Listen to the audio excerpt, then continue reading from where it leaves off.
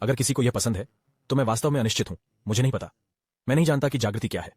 और आप जानते हैं, मुझे यह अनुभव और वह अनुभव हुआ है, और वे वास्तव में अनिश्चित महसूस करते हैं। चाहे मैं उन्हें बताऊं या नहीं कि उनके पास है या नहीं। और यह आमतौर पर ऐसा है जैसा आपने शायद नहीं किया है, और वे आमतौर पर इसे जानते हैं।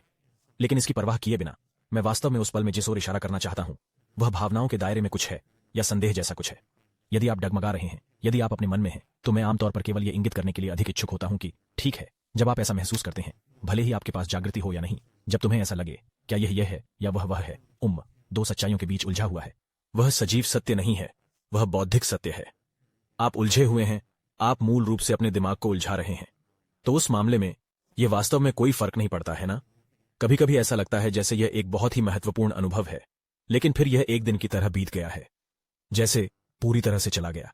और यह एक ढोंग जैसा है। आप अनुभवात्मक रूप से कह सकते हैं जागृति यही है, लेकिन पहचान नहीं बदली, पहचान के बारे में कुछ भी नहीं बदला है। उस स्थिति में यदि उनमें जागृति आ रही है तो उन्हें बिल्कुल भी परवाह नहीं है। उन्हें ऐसा नहीं लगता कि वे कुछ भी दावा कर रहे हैं। यह किसी भी चीज का बैज नहीं है, यह कोई उपलब्धि नहीं है, यह एक विशाल उद्घाटन और हर चीज का स्पष्टीकरण है। और वे आमतौर पर किसी चीज की जांच नहीं कराना चाहते हैं, वे आमतौर पर इसके उत्साह को साझा करना चाहते हैं, और बस इतना ही। लेकिन ऐसा नहीं है कि वे मुझसे पूछ रहे हैं कि यह क्या है, वे जानते हैं कि यह क्या है। यह स्वयं मान्य है, आप इसके अनुभव के कारण जानते हैं कि यह क्या है। और आमतौर पर आपकी इसे जागृति जैसा कुछ भी कहने की कोई इच्छा नहीं है, लेकिन यह बहुत स्पष्ट है। तो उस मामले में यह पहले से ही स्पष्ट है। मेरे पास इसके बारे में यह या वह कहने का कोई कारण नहीं है, सिवाय इसके कि कभी कभी मैं थोड़ा अभ्यास सलाह दूंगा, शायद अल्पावधि के लिए। लेकिन फिर भी मैं उन्हें बताता हूं, आप जानते हैं, आपको इसकी आवश्यकता नहीं है। आप जानते हैं कि यह पहले से ही खुद को गहराई तक ले जा रहा है और एक तरह से स्वयं ही सूचित कर रहा है ना। तो उस स्थिति में इससे कोई फर्क नहीं पड़ता। एकमात्र मामला जो मुझे लगता है कि यह मददगार हो सकता है वह है जिसके पास अतीत में एक था और उसे इसका बिल्कुल एहसास नहीं था। या आमतौर पर जब मैं उस व्यक्ति से भी बात करता हूं तो हम उस अनुभव पर वापस चले जाते हैं। और 7 साल पहले मेरे साथ लोगों के साथ ऐसा हुआ था। तो जब वे अनुभव पर वापस जाते हैं और मैं वास्तव में उन्हें अनुभव कराता हूं, जैसे ठीक है, क्या हुआ, इसे कैसे महसूस किया, आमतौर पर यह उनके लिए बिल्कुल स्पष्ट है कि वास्तव में कुछ बदल गया है, कुछ बदला और वापस नहीं बदला। और वे आमतौर पर इसे पहचान सकते हैं, लेकिन वे जाएंगे क्या वह जागृति थी। और फिर मैं कहता हूं, ठीक है, आपको पहले कैसा महसूस हुआ और बाद में आपको कैसा महसूस हुआ।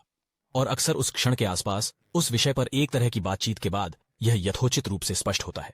तो उस स्थिति में यह मददगार हो सकता है, क्योंकि यह उनके दिमाग को एक तरह से व्यवस्थित कर सकता है। कभी कभी उन्हें ऐसा लगता है, मुझे नहीं पता कि मुझे जागृति की तलाश करनी चाहिए या नहीं। हालांकि मैं हमेशा लोगों से कहता हूं, वैसे भी जागृति की तलाश न करें, यह समय की कोई घटना नहीं है।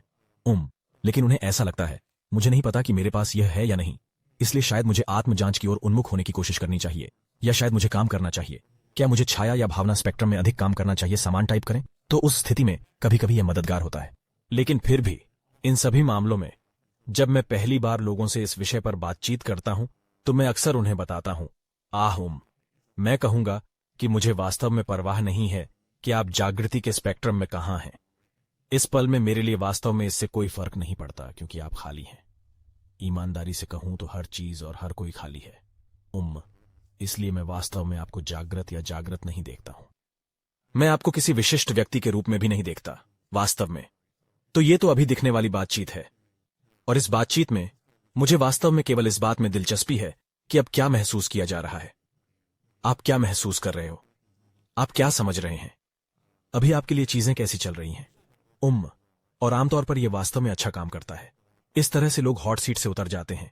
मुझे नहीं पता, इस तथ्य के संदर्भ में सोचें कि उनमें कुछ बदलाव आया है, या इस संदर्भ में सोचें कि उनमें कोई बदलाव नहीं हुआ है, कोई फर्क नहीं पड़ता कि। और जागृति से पहले और बाद में आप इसी तरह की चीजों से गुजर सकते हैं। आपके मन में अभी भी कुछ भावनात्मक जुड़ाव हो सकते हैं जिनका समाधान करने की आवश्यकता है। आपका मन विश्वासों या भ्रम या संदेह से बंध सकता है, यह हो सकता है। इसलिए हम फिलहाल सीधे तौर पर चीजों को संबोधित करने जा रहे हैं। और इसलिए सामान्य तौर पर यह आमतौर पर वास्तव में उतना मायने नहीं रखता है।